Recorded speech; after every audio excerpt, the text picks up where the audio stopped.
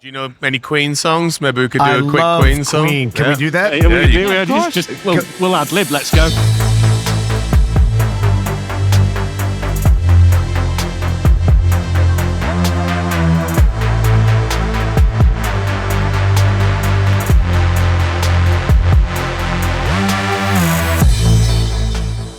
Welcome to Cloud Realities Live, a conversation show exploring the practical and exciting alternate realities that can be unleashed through cloud-driven transformation.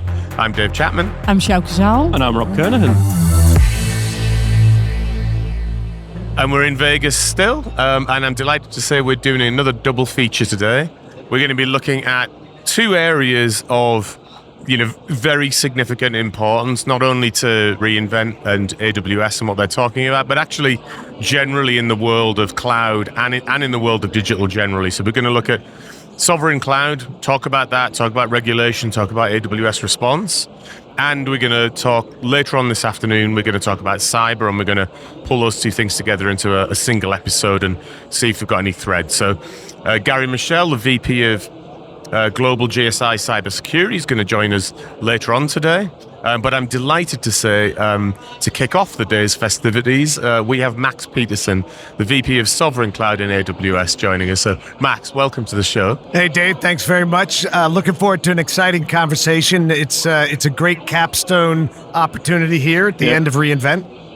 We're delighted you could make the time. Why don't you tell everybody a little bit about your day job and how did you get involved in sovereign cloud and what does every day look like talking to customers about such a not only a critically important subject but one that's growing in importance. I think. Right. Well, hey Dave, it's been a journey, like so many things, right? For the past nearly a dozen years, I've been involved leading our AWS worldwide public sector business. Working with governments, working with educational institutions, national healthcare, aerospace and satellite companies, all in very complex regulated environments. And the one thing that we'd seen over the last 2 years was the discussion with customers about how they maintain control and digital sovereignty over their operations in the cloud just kept getting bigger. So it was super exciting that I could make the leap now to Vice President of Sovereign Cloud, where I get to spend all of my time helping customers and our partners figure out how we drive solutions forward in this next phase, frankly, of the cloud transformation journey for so many customers. Well, fantastic, and I'm very much looking forward to digging into that in a second. But of course, with me, I've got Rob and Sjoukje here. So, Sjoukje, how's day 3 in reInvent for you? It's Sjoukje's first reInvent. It is. No, come on, Sjoukje. Yeah. Will not be my last. Yeah.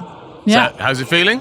Good. Yeah. Feeling good. You were a little less yesterday, weren't you? Yeah. Feeling a bit sick, but I'm better now. Yeah. Our housemate, Chris, it's his fault, isn't it?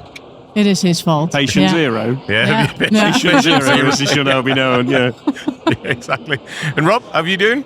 All right. I am starting to get I've been here a while, and the curve is slowly working its way down with energy. But yeah, still going. The punch drunkenness starts to come in, I think, yes, it at does, this point. But again, the intensity of the conference, it's kept its energy, which is great for that day 3, isn't it? It is indeed. Well, I tell you what, both of you, Sjoukje, especially for you, you've got to just pace yourself through reInvent. Remember, it is just day after day after day of new announcements, new capabilities. This keeps coming, doesn't it? It's a crescendo. Yeah. It doesn't stop. Werner was on this morning doing his keynote. Just more and more. It is a marathon. It's a marathon, not a sprint. This is marathon, not a sprint. I think people who come here the first time think it's a sprint and then get quite surprised halfway through. But it is this. It's an onslaught, but in a good way. Yeah, for sure. So talking about big announcements, then I wonder, Max, from your specific role and your particular your mission at the moment, what's really resonated with you in terms of what you guys have been talking about this week? Well, sure. I mean, some of the announcements have been specific to the area of sovereign cloud. For example, we announced 65 new controls as part of the digital package for sovereignty under Control Tower. And so it's continuing to respond to customers' needs for making sure that they've got the best sovereignty controls, the best privacy controls, the best security controls. So for me, those were some particularly exciting new announcements. But I think if you zoom out a little bit, and if you listen to Swami's keynote and Werner's, and certainly, right, if you were there in the morning for Adam's keynote, I just love Amazon Q. Right. That does seem to be the hot one that everybody's talking about, getting excited about. Also my personal highlights. Is it yours too? Yeah. I mean, definitely. you know, for me, right, 30 plus years delivering, different types of mission-enabled solutions for customers. Almost 12 years now here at AWS doing the same thing. And the reason I like Amazon Q is because it makes it really clear and practical, and it goes straight to the work that customers do and how they're going to be able to benefit from generative AI, right? In very practical use cases. And the other thing that I think, at least to me, came through is the focus on privacy and security for the enterprise, right? So this is how are you really going to exploit the benefits of all of your data and the power of these large language learning models, right? In the context of an enterprise, a business, a government, a heavily regulated industry like healthcare, right? How are you really going to practically put that to work? And I think Amazon Q just answered a number that it made it clear, like it was like, bing, I got this. Yeah. True. So that's a good little summary of what resonated this year, but you were saying just before we started that actually you've been to every one of these. So I wonder if you wind back to year one. What's your take on the whole arc of the thing? It's been an incredible arc. So Dave, year one, I can remember a reInvent where we had somewhere just over 4,000 customers, right? And at this year's reInvent, well past 10 times that. And still there was this air of excitement that we were on the verge of really changing the way people did work, and making things. I think that when you talk about the arc, somewhere along the lines, I think I would have expected things to slow down. Right. Yeah. But I've got to tell you, it just is not. The pace of innovation, that customers have been able to take advantage of, and that AWS has wound up sustaining right through to this reInvent. It's not like any other career, that I've had over the 30 plus careers. We just aren't slowing down. The pace of innovation just is accelerating, and that's what's, I think, keeps you energized. And when you look at something like the pandemic, that actually, for all of the unpleasantness that happened around that was an accelerant as well, right? Because it made it clear back to boards that actually there is something different about this sort of new era of technology. It's not the same as it was like when we were trying to deploy big global ERP, for example. Oh, yeah. Well, I mean, I know every one of us here remembers, the day when instantly our kids were back home and we were homeschooling. Right. And if we had not had the power of the cloud to deliver distance learning processes, right? If we hadn't been able to, on a dime, literally turn around. Over a weekend. Literally over a weekend. Over a weekend. Yeah. I mean, we had the Ministry of Egypt shift all of their state education, online on AWS in a flash. I mean, it was terrible for the impact on people, and yet it was really an interesting case study in how fast you can pivot, on the cloud. Well, nothing sharpens the mind like an existential crisis. Nothing sharpens global crisis. Yeah. I'm sure you guys experienced it, right? Well, but if you think about the change that we had to our just the family unit, imagine what that would have been like without the ability to use cloud, to video conference, connect, learn. That would have been a very depressing situation. I mean, it was a big impact, sure. But cloud delivered a little ray of light into your life where you were able to continue to connect, albeit virtually, and people found new ways. Over COVID, people found new ways. Yeah, they did. Over COVID, I spoke more to my brother playing a computer game online than I had spoken to him in my entire life. I'll tell you what nobody cracked though, right? Just while we're on this subject, it's a bit of a digression, but at the beginning of COVID, everyone was jumping on Zooms, right? choose your video conferencing platform you want. I'm sure you guys are all on Chime, but which is obviously the world's most favorite video conference. Goes without saying, mate. Especially when you build AI into it, it's going to be. But where I was going with it, then, all of them, even the big ones that came to big prominence during it.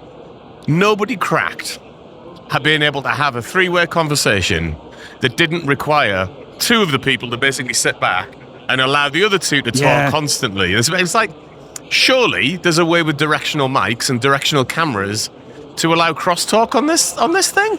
Yeah, you would think so. Come on. And yet it was so essential, and yet I also will not miss the Zoom happy hours. Right, Oh, right. yeah. You ended up drinking more on those things, right, than you did if you were in a pub. What was that about? But you never get the same experience. You're always kind of like, That's right. that was kind of not as fulfilling. A bit lonely. Yeah, still lonely. Probably rather watch TV. Yeah. Anyway, look, back on the subject. Let's go back to the very Oh, serious you're going to subject. get us back to the subject, huh? All right. I'm on my way back around. I'm going to have to do like a bit big of a leap. arc. Okay, come on, Dave. Yeah. Right, Sovereign Cloud. Tell us about it, Max. What does it mean to you? Seriously, what does it mean to you in terms of two things? I think the first thing, in the sense of like, just sort of define it for us in your mind, and then secondly, how is it mapping onto the sort of geographies and the politics of the world at the moment? And, what's your mental model of that? Yeah, sure. Well, I mean, it all starts with customers and what customers are asking for.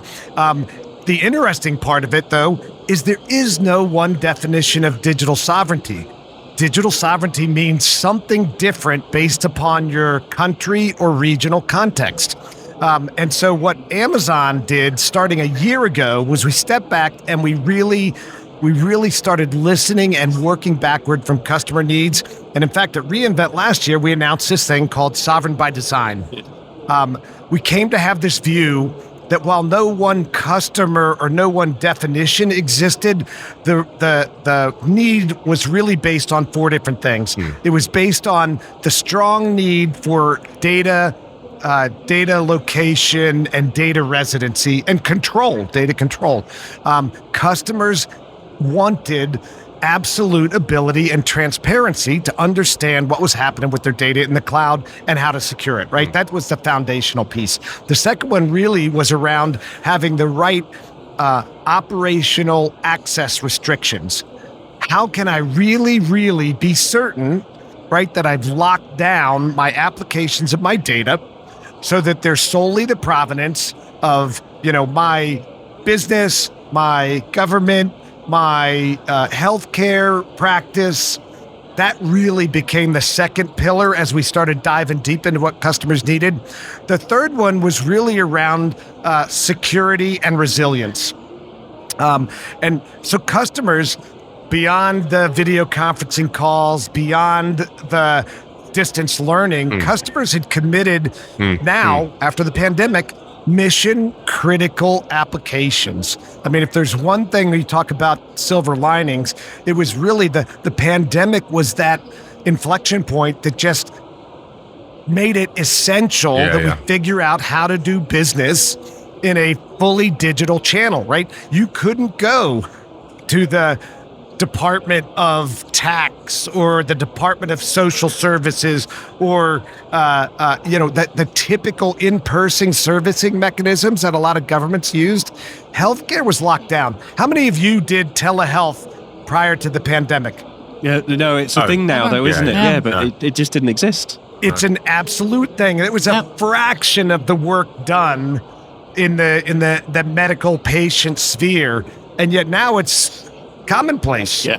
And so as a result of that, the third major theme was really security and resilience. These are mission critical apps now. I've got to have the certainty around those protections. And the fourth one really was about transparency and part of the trust and auditability and attestation, like the third party confidence that my data is fully under my control, that my security is fully under my control, that privacy is completely under my control, and that others, whether it's bad actors or foreign governments, don't have the ability to get to my applications, my data on the cloud. That's really the key 4 characteristics that we've distilled from literally hundreds and hundreds of customer conversations. And what I love about that is the way you've thought about it is when you talk to people about what their sovereignty needs are, they don't have the structure, they're confused about it. So what you've done there is nicely map out, think of it in these tenants, here's how we're working with those tenants. I think regulators are waking up to cloud, they understand the benefit, they're coming down to meet as cloud rises as well. And there is this happy point in the middle that we talk about. And it feels like a tipping point is starting to occur where people get it, they understand because of the structure you brought to it.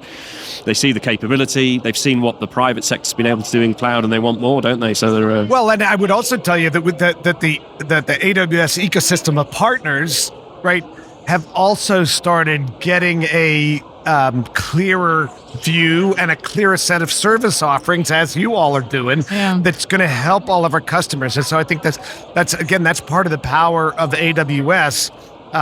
No one organization is going to have all of the answers here. And in fact, a critical part of many countries' digital sovereignty goals is to have a certain trusted separation of responsibilities with local firms and local knowledge controlling aspects, essentially delivering managed sovereign cloud services. And how have you managed to sort of square the circle between the idea of the cloud being, and I recognize physically it's not like this, but just sort of staying at conceptual level, the idea of the cloud being this sort of universal resource that you can move things around very straightforwardly, and then the sort of the tension between sort of nation state and regulation, and some of the elements you pointing out that sort of again sort of almost suggests that the cloud needs to be carved up and walled off. How have you managed to sort of balance that tension, do you think? Yeah, I think it's a matter of you've got to dive deep, and so it's easy to say the cloud. But our, clouds are not the same. All clouds are not the same. AWS has been at this for 17 plus years, right? And from day one, we had a design objective of being able to handle the most sensitive workloads on the cloud and the highest volume, highest scale workloads on the cloud. This is a bit of old history, but if you go back to 2013, 2014, you'll remember that Amazon was the first cloud service provider that any defense and national security customer committed their workloads to. In 2014, the U.S. National Intelligence Community made a move exclusively to the AWS Cloud, and I think that was a big, bellwether moment. Right. If the world's national security organizations, right, believe the cloud is secure, then banks followed, other highly regulated industry followed. I mean, that was a big one. So all clouds are not the same, I think, and that's where we help customers dive deep, and that's where we work with our partner community to similarly help them dive deep. It really is about working to the distinct customer requirements, and then helping them architect and implement and operate on the cloud securely. And so much is what Capgemini is doing. Mm-hmm. And how, when you look at the different regions of the world, not from a cloud point of view, actual sort of countries, and how are you perceiving different levels of requirement at the moment? Are you seeing some areas of the world like significantly further on in terms of how they're thinking about regulation versus others? Actually, I would turn it around, and I would tell you that what we see is customers who are thinking about their path to modernization and transformation, particularly right now. Because I think with many customers, after a year of sort of excitement and perhaps hype around generative AI that we've seen, since it burst on the scene, and we all as like individual consumers could like type into a little box and then just see this amazing sort of answer come back, right? Now we're starting, which is part of the reason why I'm excited about Amazon Q. Now we're at that point where customers are going, well, now how am I really going to put this to work? And I think what so many of our customers, whether they're highly regulated industries or government customers, they're now, it's not the pandemic inducement quite, but it's pretty close because they're looking at their current IT estate and they're saying, am I going to be able to take advantage of this? That is so true. Doing AI without cloud, that's just a headache. That's just like, I can't imagine even where you'd start. Well, yeah, so you asked about what I was excited about. I was excited about the announcement of the joint partnership with NVIDIA, right? Right. I mean, there's not many enterprises that are going to be able to have an enterprise GPU cluster at their fingertips that's that big. And therefore, you've got to figure out how to get your enterprise in a position where you can take advantage of the next wave of modernization. And so we sit down and we talk to customers, and they're saying, hey, I have these regulatory or these policy or these statutory constraints.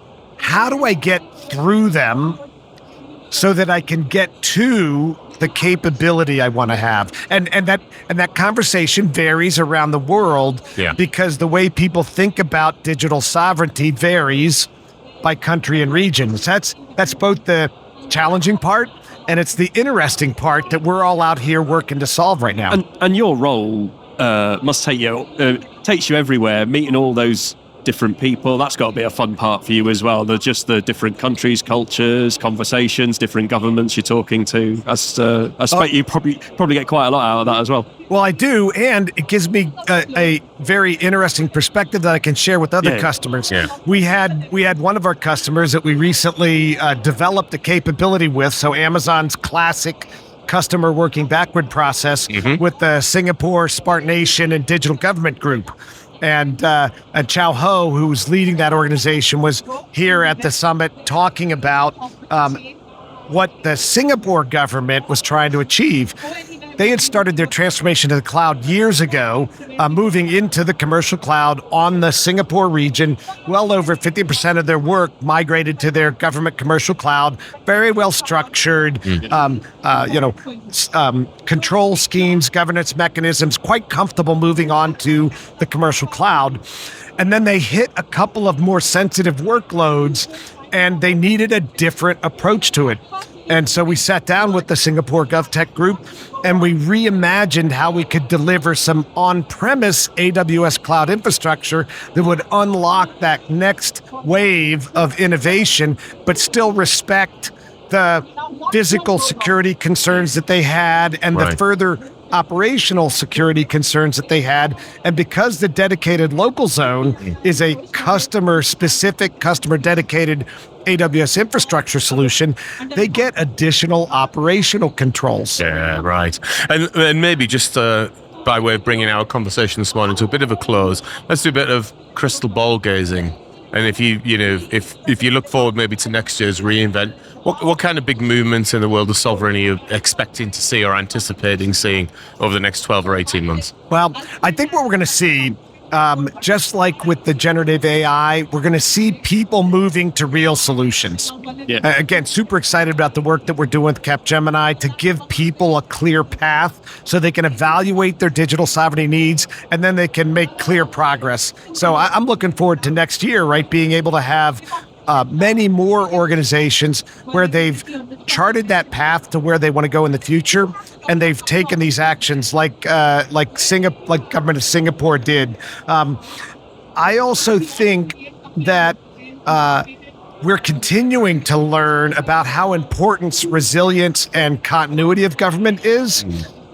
When Ukraine was attacked, we were able to work with the digital minister of Ukraine, back up all of their critical government workloads, more than 40 different government departments, more than 10 petabytes of data, and literally in days have them up on the cloud and running government in a way that they couldn't, right, in the face of that kind of, frankly, it's the worst humanitarian crisis in Europe since World War II. Right.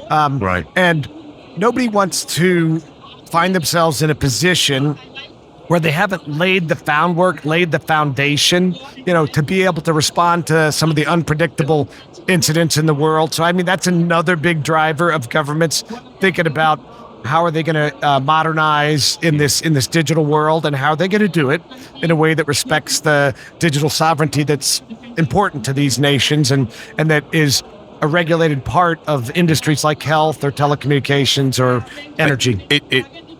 Well, thank you for the insight this morning, Max. I think you put it very well in the sense, I think the next level of maturity of being able to do things like cloud and then, of course, AI is going to have to come with this sort of solution, and good to see you guys leaning into it. So thanks for your insight today. Well, thanks for the partnership. It takes a lot of people to be able to deliver on the requirements our customers have, and we're just excited about all of the announcements here at reInvent, and looking forward to the year ahead. Well, let's jump to a couple more announcements. So, Sjoukje, what else have we seen? Yeah, some cool announcements on the AI keynote from yesterday. A couple of new large language models are announced for image generation, but also for multimodality.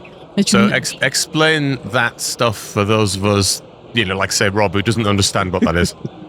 Okay, I will. Multimodality, that you not only have to generate text or put in text, but you can also use videos or images and then let that large language model reason over that. Wow. That is pretty sweet. Yeah, that's really good. Yeah. There were some SageMaker features announced. For instance, where AI decides which trainer data is relevant for you, which can cut down. So the AI telling you how to use the AI. Now that's going to be a good. Snake eating its tail. Going to be hard, Rob. Yeah. It's that thing you could just one day just Alexa, can you run my life for me? Go and walk off. Yeah. I'm looking forward to that day. A different reality then. Different reality. There was some announcements around responsible AI, the AWS AI service card. Now, Q, of course, Max, you already mentioned that. That was also part of the keynote. So lots of cool announcements. Yes, taking another step in the AI. Yes, okay. I appreciate you calling out the responsible AI part, because again, from a real practical perspective, customers care about that. For sure. Adam talked about being at the announcement in the US for responsible AI, and then being at the announcement in the UK on AI safety.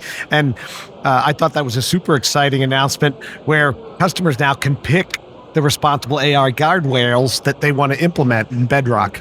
You'd be sat there going, how moral am I? Should I slide it to the left or the right? Don't socially judge me. It's the morality or immorality slider, is that what you're saying? Yeah, but that is really a prerequisite for starting using this in your enterprises, right? Yeah. It is indeed. Yeah. It is indeed. Well, look. Thanks again, Max. Great conversation this morning. And we end every episode of the podcast by asking our guests what they're excited about doing next. That could be going for a nice dinner, or it could be something in your professional life. And of course, we're in Vegas. So, Max, what are you excited about doing next? Yeah, Dave, I don't really have I'm excited about being in Vegas next, because I'm about ready to hop on a plane and go see some customers in Australia. But I am excited about going and seeing customers in Australia. I'm excited about Bondi Beach. I've always wanted to go there, and I think I need a reason to go. So maybe you never know. Maybe digital sovereignty will take me there next. You look like you're a little too big for the baggage, so I'm afraid it'll have to be digital sovereignty. Sneak into your luggage when you're not looking. It's heavier than I thought. So a huge thanks to our guest this week, Max. Thank you so much for being on the show. Yep, no, it's my pleasure. It's great. Love the conversation. Love the energy here, and y'all did a great job.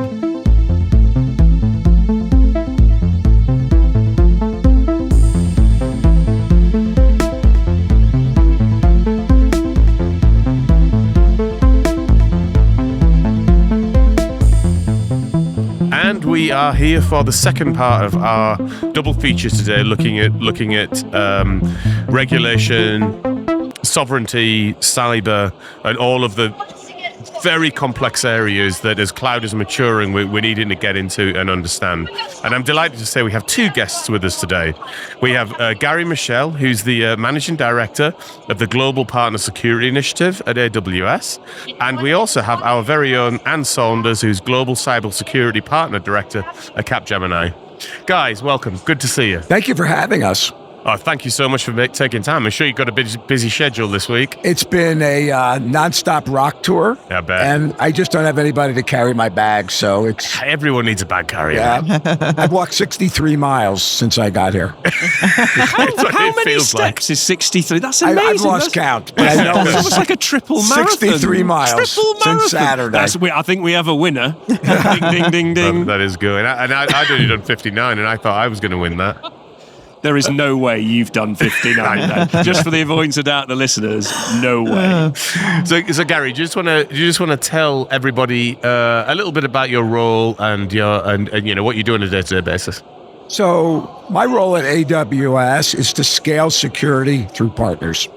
If you look at the AWS business model for security, we very much focus on securing the AWS Cloud. And we believe security is job zero. And our model is very much what we call shared responsibility. We work with our partners, we work with our customers, but we only do that in an AWS environment. Right.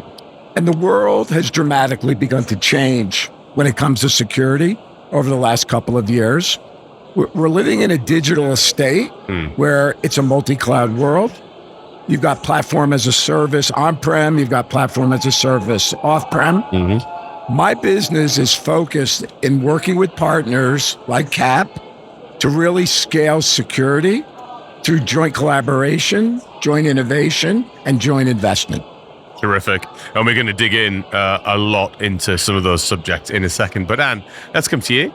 Thanks for making the time. How are you doing? I'm good. So my role, counter to Gary's, is, looking at the cybersecurity partners and technologies we should have in the portfolio that support the initiatives that our customers are rolling out with regards to how they're transforming their business, moving to the cloud, becoming, digital from every aspect to what they do from a business perspective. So I spend a lot of time reviewing technologies for the different cybersecurity domains and collaborating with Gary. AWS is a very important partner to us. Collaborating with the AWS cybersecurity leadership on what they need, what they see, and where they'd like to drive their business. And with that, shaping solutions on how we can jointly support customers together. I mean, that's good. And I want to pick up actually on one of the things that you said there, which was like the sort of the ever increasing digitalization of customers and organizations across the world. Of course, what that comes with is ever increasing attack surfaces, ever increasing complexity. So Gary, maybe we can kick off by zooming out and just talking about the threat landscape as it exists today. I remember I was a CISO at a previous organization of mine, a FTSE 10 organization, but it was in the days where it was client server, it was perimetered, it was actually only 10 years into internet era at that point, like dating myself terribly. But it was a contained problem in so many ways. Now, in that last 20 years, there probably isn't many disciplines that have got more complex, more fast moving, and frankly more dangerous than cyber. So give us your take on that. So there's some sobering numbers that I'll share with you. It's estimated by the end of 2025 that cybersecurity attacks will have a net impact to GDP in the United States of $10 trillion. A numbing number. Right. Amazing. And, it's interesting. We're here in Vegas, and MGM Grand was significantly breached a month ago. Oh, right. Yeah. It was a ransomware attack. It was a ransomware attack. It is still not resolved, and they're at $230 million and counting to get that resolved. That's a staggering number for just an organization to have to cope with. Well, off the back of a base, shut down a gaming floor, isn't it? Yeah. It's like it's a complete shutdown of the business, isn't it? So it's like that's massive impact. So it's not only the cost; it's loss of trust, and it's loss of your brand equity. Absolutely. Yesterday, we had the CISO of Marriott on stage as part of our keynote, and he has 198 million elite customers. Now think about 198 elite customers who can't put their keys in the door. The net outcome on your brand and trust is staggering. I think a couple of other things that are worth commenting on is this is no longer a CISO problem. It's a board problem. Right. It's a CEO problem. And the level of accountability that boards and CEOs are having placed upon them really makes me nervous. Yeah, I bet. I'm not sure they really know what their accountability is. I don't think they understand how they communicate. What is their commander's intent when there's a massive breach? When do you call your shareholders? When do you call your board? When do you shut your services down? Right. So my take on cyber is it's inevitable. I talk a lot about it's not a matter of if, Definitely when. Yeah. it's a matter of when.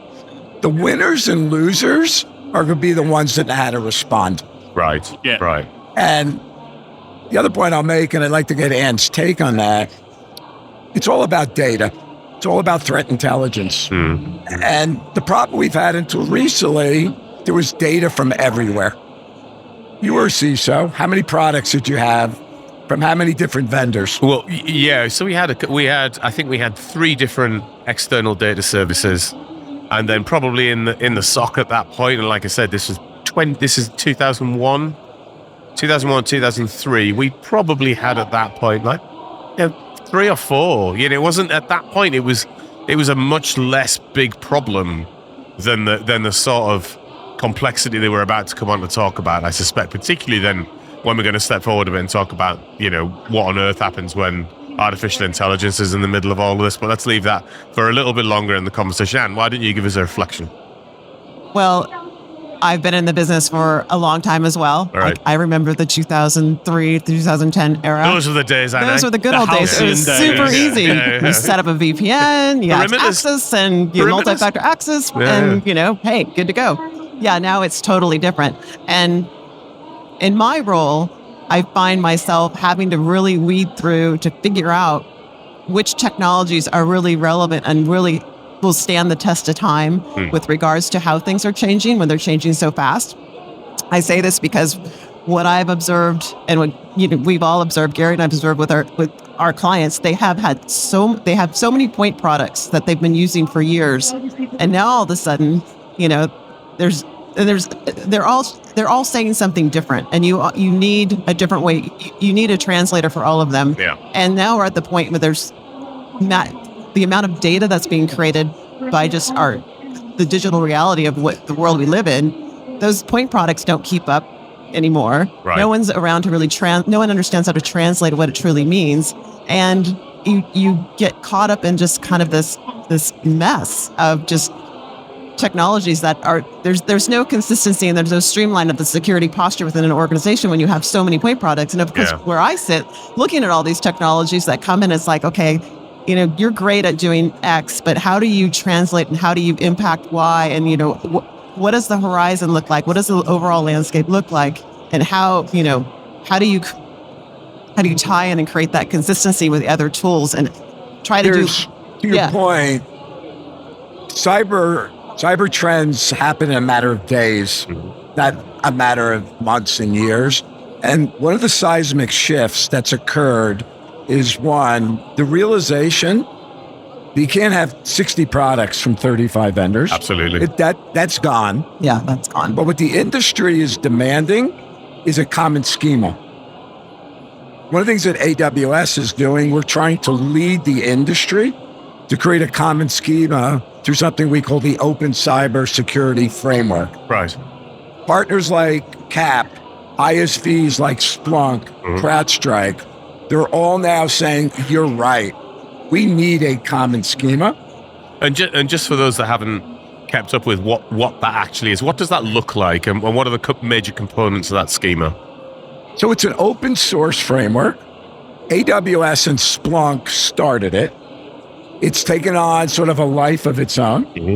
There's 120 cyber threat intelligence providers today that all subscribe to OCSF. Right. Now, the importance of that is it now allows you to aggregate your data using a security light. So one of the things that we're laser focused on with our partners, we'll present almost untapped amounts of threat intelligence. cyber signaling from all different sources. So all different technologies. All normalized. And normalized. But yes, aggregated, easy to access, clear.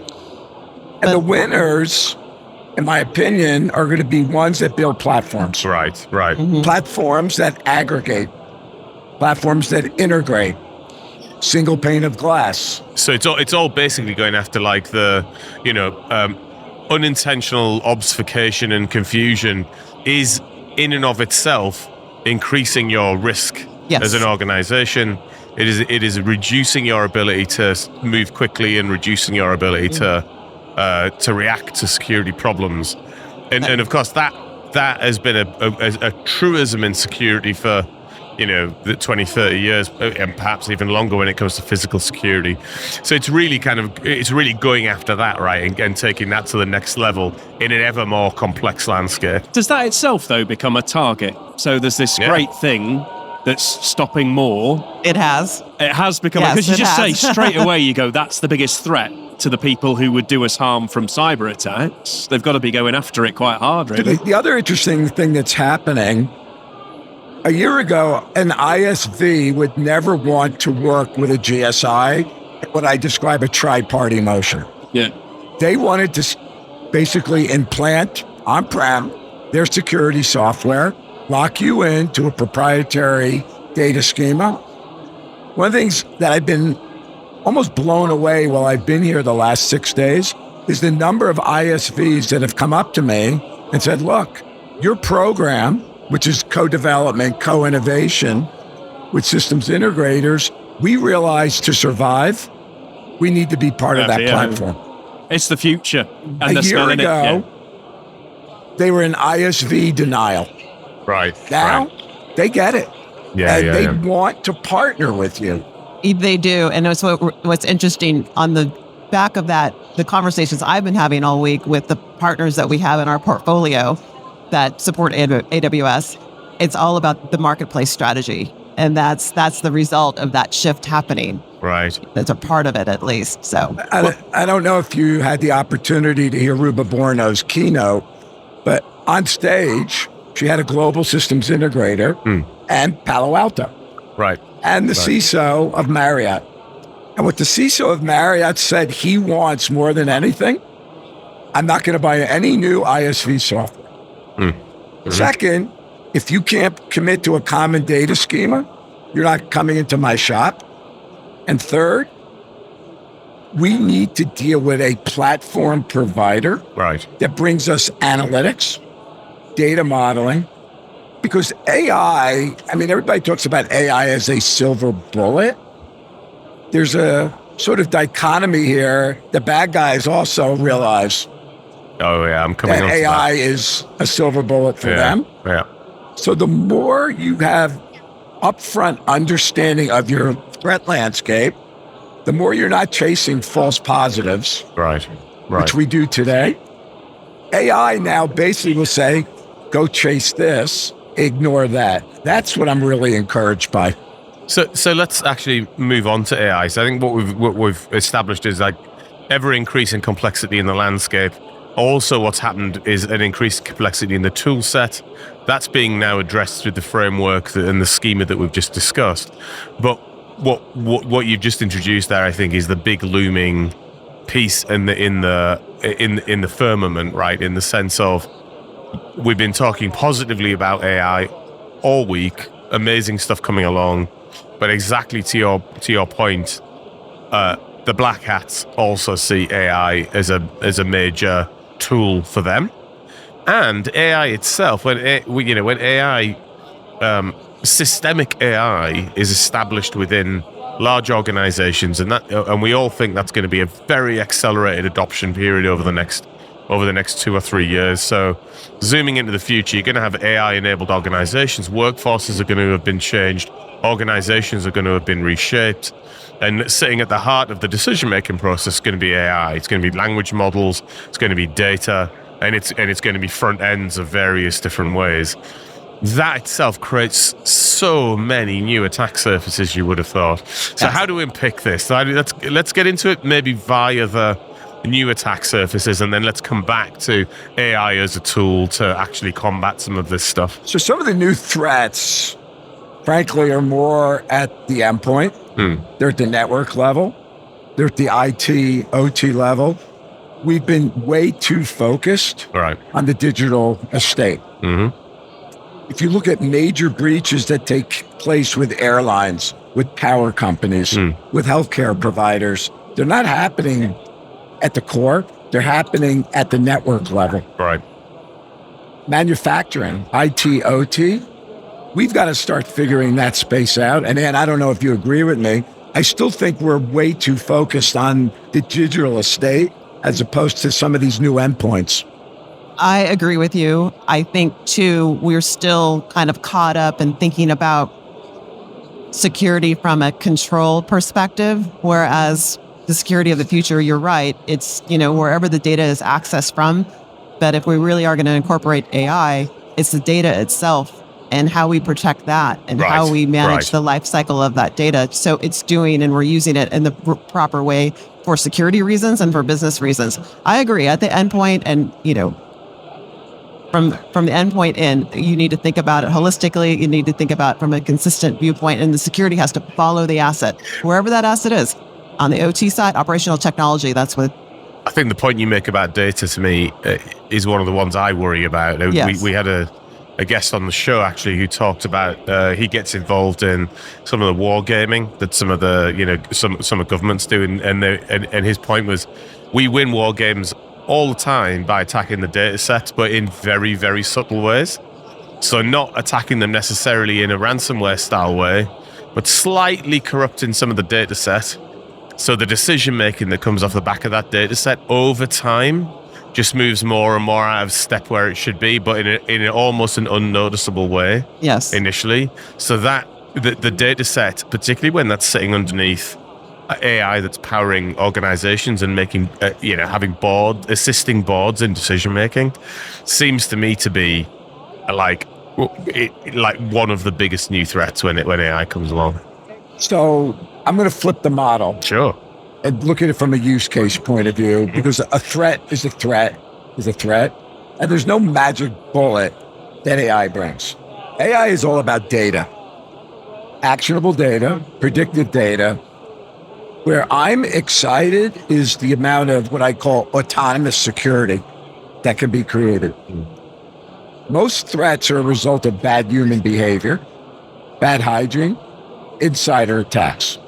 Through autonomy, leveraging the best threat intelligence, you're not leaving it to a person in a SOC, average age, 26 years old, to make a decision. Is it a threat? Is it a false positive? That's use case one for AI. I think the more profound use case, if you look at, we've not been thinking about cyber the right way. We've been thinking about manage and detect. What about respond and recover? If you believe it's not a matter of if, it's a matter of when, how many organizations that you talk to have a resilience recovery strategy? That is always a moving target and is always something that's being worked on because it's constantly changing. So here's the cool use case. Think about your bank is under attack and your data is telling you it's time to turn your core banking system down. You got to alert the SEC. But using AI, you can create now minimum viable services. Make sure if you go to your ATM, you'll get money. A minimum viable service that my heart defibrillator or my insulin drip doesn't get turned off because I have a backup. Right. And I think that's where we're lacking right now, is on the response and the recoverability. That's true. Yeah. The incident response practice is definitely going to have to evolve to deal with the information and acting on the accurate information, because that's another attack vector. That's another area where we're going to have to protect against false information that could impact how you respond? What if it's fake? Is it that are we doing the right thing? Did we turn off your defibrillator on accident because we used the wrong data and the modeling? And we talk a lot on the show about the Cynefin framework, which allows us to manage, it breaks the world into chaos, complicated, complex and order. And when a cyber attack occurs, it causes utter chaos. And your response point is getting it back to the complex and being able to manage it. And so then you can get back to some form of normality. So you bring up a really quickly. good point. Yeah. You mentioned technical war games. My response would be, so what? Have you run a business response exercise? Has your CEO, has your board, your key business line stakeholders been put in a room and say, okay, we are now under attack? What do you do if CNN calls you and says, hey, I heard that XYZ company is under attack? We have missed a whole spectrum here of focusing on security as a technical practice. It's a business practice. Mm-hmm. It just so happened it's a technical problem. And I think what AI is going to do is allow CEOs and boards, when the bullets are flying, to not have to wonder, what are my critical decisions? Yeah. Right. It's going to help them make those critical decisions. Well, what I was going to ask, actually, maybe just to bring this part of the conversation to a little bit of a conclusion, is what should boards be talking about? So, you made a point earlier that, the CISO is not a technical role. The CISO is a board level conversation. And, and I would observe, I don't know whether you observe the same, that boards probably aren't having that level of conversation and maybe they're trying, they're just not having the right conversation. What is that board conversation? How has it evolved in your mind and what should they be talking about now? So it's evolved in a number of ways. It's an acceptance of what we talked about. It's not a matter of if, it's a matter of when. Second, I think it's evolved to the reality that when you're punched in the face, what is your response going to be? How are you going to communicate it outwardly? How are you going to communicate it internally? And what are you going to tell the regulators? I mean, we talk a lot about continuous compliance. We do, yes. I'm just happy to see that we are seeing a shift at the board level where the CISO does have a say.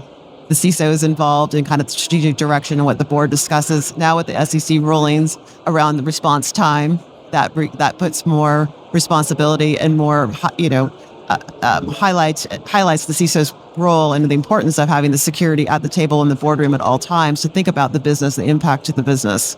We're working on a continuous compliance framework with CAP. Right. Here's a great use case. A board, a CEO, a chief compliance officer needs to know in real time what their security posture is, in real time what their regulatory posture is, and what their internal risk management. And I think what I'm excited about, AI now creates the opportunity. You're not wondering what your posture is. You've got your regulatory obligations right in front of you. Your real-time snapshot of exactly where you stand with your most critical assets, and you tie in the response like that's Gary's really wants to focus on and is important for the board. How do you respond and what is the best response? That's where AI could come in to help for sure. Oh, brilliant. On that note, let's pause the conversation for now. Thank you both for your insights and giving us a framework to think about. Probably one of the biggest problems that we have ahead as we move through the next few years. But let's turn our attention to some of the announcements. You referenced as we went through that Gary Vogels talk this morning. I think, Sjoukje, that's where you're going to major now in the other what announcements we've seen since the last show. Yeah, I also want to focus on that keynote of Werner Vogels. He said a couple of things that I think are worth mentioning here. It was about architecture, some new announcements, and also about AI. And he said you need to build evolvable architecture, but also need to pay off your technical debt. That's very important. And when you architect your solutions, you should consider cost and sustainability in each and every step of your design. And the last thing he mentioned was, without good data, there is no good AI. And that's totally true, right? It's, at the end of the day, cyber is about data. Yes. Everything else around it is extraneous. It's the quality of that data and what you can do with that data. Yeah. It's always about data. Yep. Yeah. One release that I would like to mention, the new AWS Management Console for Applications, gives more insights into costs, potential issues going on through your development lifecycle, and Amazon SageMaker is getting a code assistant in the IDE itself. And what does that help with? Can make coding smoother and faster for everyone that is using it. So is it, like AI code generation? It has something to do with code generation. It is an assistant in SageMaker that can help you to make it much easier to build your applications. Yeah. Cool. Any big announcements that either from today or across the conference that are particularly exciting you, Gary, when you're thinking about some of the problems we've been discussing today? One of the things that AWS does when we announce something, we make sure we re-announce it and talk about the results. So last year we announced AWS Security Lake. Yesterday we announced there's 120 security vendors that are now publishing and subscribing to Security Lake. That's very, very exciting. Our announcement of cybersecurity insurance powered by AWS, where think of a good housekeeping seal of approval from AWS, where we'll go in and we'll do a security architecture review. We'll score it, and you can now come to AWS to get cybersecurity insurance. I think that's the other one. Wow.